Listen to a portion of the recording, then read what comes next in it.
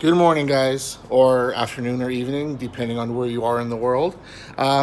Yesterday, I released a video showing a new Section 2 exhaust for the E46 M3, and I got some emails from some people asking me, can you explain what the other sections of the exhaust are?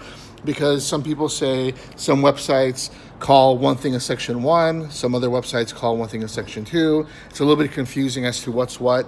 And people were also asking me, what's the difference between the Usdm version and the Gyro version, and about RASP eliminators and that kind of thing. So in today's video, we're going to tackle that, so stay tuned. Our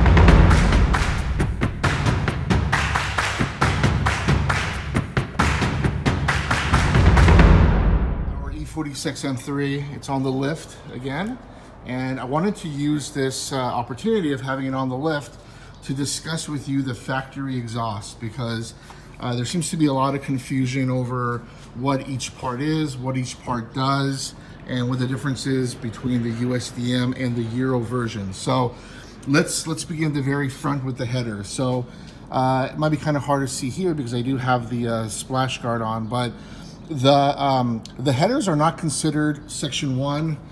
They're just considered the headers. And so this car is a Usdm car, and so the headers actually have the factory cats.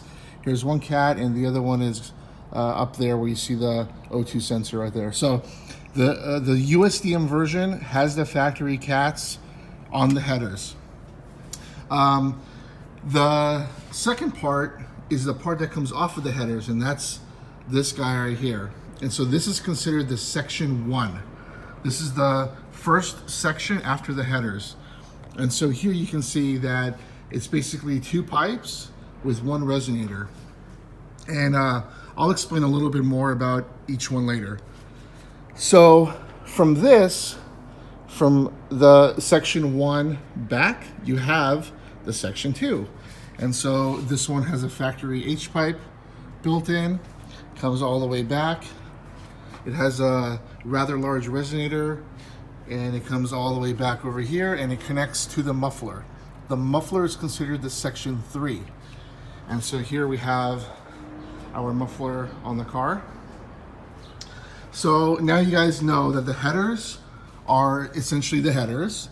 After the headers, Section 1, back to this point, and then all the way back here, Section 2, and connecting to the muffler, Section 3.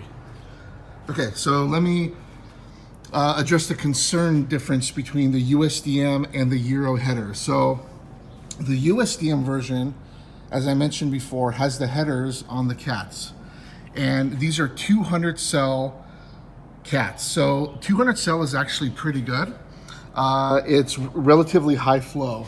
If you look at my E92 M3 factory X pipe, these primary cats right here are actually 400 cell, and there's one on each bank because it's a V8. And these two guys are 200 cell, and these are the secondary cats. So for the E92, you see it's a little bit different because there's more cats here, and these are also more restrictive. So these 400 cell versus the 200 cell factory cats on the E46. Okay, so I'm not going to talk too much about the E92, but just kind of want to show you the difference since I do have the factory X pipe here. So what a popular upgrade is for people to actually get the factory Gyro headers. And so what the Gyro headers are is it's essentially a similar design to the Usdm headers, but they don't have cats on them because the emissions regulations back then for the E46 weren't as strong, and so they did not have the cats on the headers. However, the Gyro version did have cats on the Section 1. Other part is that there's a lot of people that complain that the E46 M3 with the S54 inline 6 engine has a lot of RASP.